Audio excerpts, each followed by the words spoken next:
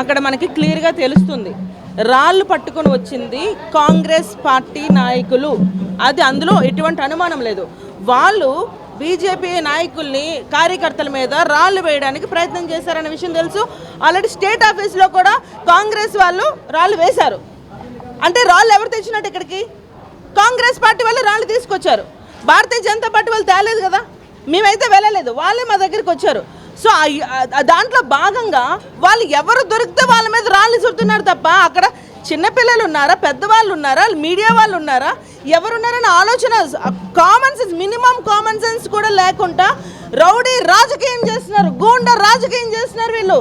అంటే ఇది మనం ఎక్కడున్నాం? ఏ రాజ్యంలో ఉన్నాం? మనం రౌడీ రాజ్యంలో బతుకుతున్నాం.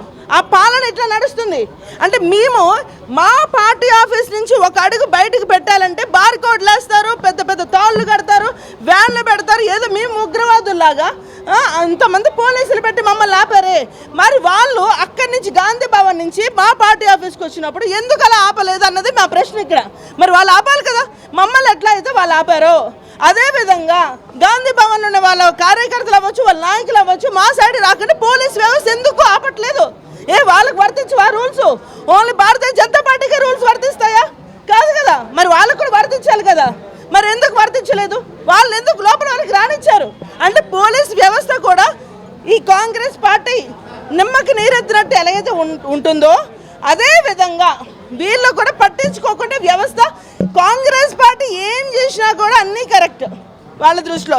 రాళ్ళు ఇచ్చి కొట్టినా కరెక్ట్, కర్రలు ఇచ్చి కొట్టినా కరెక్ట్, కత్తి పట్టుకొని పొడి చేసినా కూడా కాంగ్రెస్ పార్టీ చేసేది కరెక్ట్ అని మీరందరూ అనుకోవాలని చెప్పి వాళ్ళు ఈరోజు చేస్తున్నారు. ఏదైతే చర్చ జరుగుతుందో దేశవ్యాప్తంగా అటు నీటి విద్యార్థులందరూ ధర్మేంద్ర ప్రధాన్ కేంద్ర విద్యాశాఖ మంత్రి రాజీనామా చేయాలని చెప్పేసి ప్రొటెస్ట్ చేస్తా ఉన్నారు. దాన్ని దారి మళ్లించేందుకు ఇటు కాంగ్రెస్ బీజేపీ రెండు నాటకం మాట్లాడని చెప్పేసి విద్యార్థులు మాట్లాడుతున్నారు. సాంప్రదాయాన్ని బీజేపీ ప్రేరేపిస్తుందని పెద్ద ఎత్తున వాదన వస్తుంది. మరి రాళ్ళ సాంప్రదాయాన్ని వాళ్ళు ప్రేరేపిస్తున్నప్పుడు అంటే మేము అప్పట్లాగే గాంధీ ఒక చెంప మీద కొడుతూ ఇంకో చెంప చూపించమంటారా? చెప్పండి. అలా చూపించా? ఇప్పటికీ కూడా ఈ కాలంలో కూడా నువ్వు కొడితే కొట్టు, ఇంకొక చెంప చూపిస్తావని మనం అడగలేం కదా. ఇప్పుడు అక్కడ ఏదైతే ఇప్పుడు జరిగిందో ఢిల్లీలో ప్రధాని రాజీనామా చేయమని అడిగారు. దేనికి అడగాలి? ఇప్పుడు చర్చలకి, నీటికి సంబంధించిన, విద్యార్థులకు సంబంధించిన చర్చలకి మేము సిద్ధంగా ఉన్నాము అన్న విషయం మేము చెప్పాక కూడా దేనికి వీళ్ళు మోడీ గారి ఇంటి, మన ప్రధాని మోడీ గారి ఇంటి ముందుకి రాహుల్ గాంధీ వెళ్ళి ఎందుకు ధర్నా చేయాల్సిన అవసరం ఎందుకు వచ్చింది? అంటే మేము ఒప్పుకోలేదా చర్చలకి? ఒప్పుకున్నాం కదా. ఆయన కూడా మా ఆపోజిషన్లో ఉన్నప్పుడు, మా ఆపోజిషన్ లీడర్ అయినప్పుడు ఆయనకు ఆ హోదా ఇచ్చినప్పుడు మాట్లాడొచ్చు కదా, చర్చలు కొనసాగించవచ్చు కదా. అంటే మేము చర్చలకి రావేమో అనుకొని ఒక మాట మాట్లాడారు. ఇప్పుడు చర్చలకి మేము అంగీకారం తెలియజేసిన తర్వాత ఈరోజు వాళ్ళు మాట్లాడేదంటే పాకిస్తాన్ వాళ్ళు అడిగే డిమాండ్స్ వీళ్ళు మాట్లాడుతున్నారు.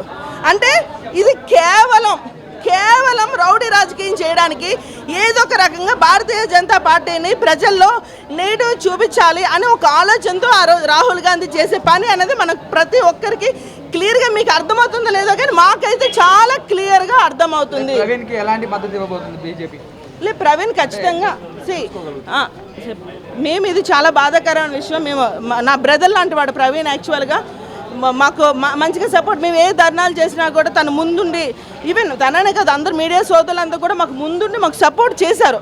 ఆ విషయంలో మాకు ఎటువంటి అనుమానం లేదు. ఖచ్చితంగా ప్రవీణ్కి ఏం కావాలో హెల్ప్ అనేది మేము ఖచ్చితంగా మేము చేసుకుంటాం. అందులో ఎటువంటి అనుమానం మీకు వద్దని నేను మీకు చెప్తున్నాను, ఎందుకంటే he's like my brother. So ఇప్పుడు ఎందుకంటే మేము ధర్నా చేసాం, తను షూట్ చేయడానికి వచ్చాడు.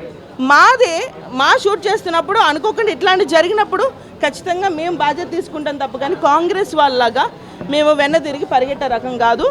కానీ ఇది కరెక్ట్ కాదు. రౌడీ రాజకీయం ఇకనైనా ఆపాలి, ఇకనైనా ఆగాలి. ఎందుకంటే అంతకుముందు ఇట్లాంటి రౌడీ రాజకీయం అనేది లేదు.